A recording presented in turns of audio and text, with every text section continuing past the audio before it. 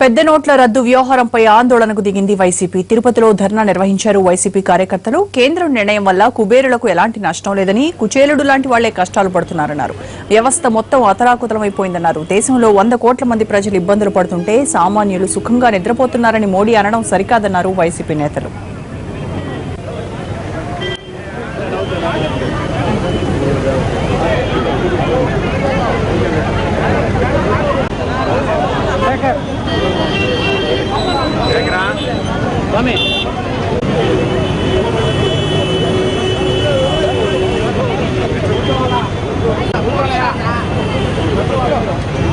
వాళ్ళు సంపాదించినటువంటి డబ్బులని వాళ్ళు విత్డ్రా చేసుకోవటం కోసమని పాలు తాగాలని, నిత్యావసర వస్తువులు కొనుక్కోవాలనుకున్నటువంటి వాళ్ళందరూ ఏటీఎంల దగ్గర పడిగాపులు పడే విధంగా ప్రభుత్వం చర్యలు చేపట్టిందంటే ఇంతకంటే బాధాకరమైనటువంటి విషయం మరొకటి లేదు.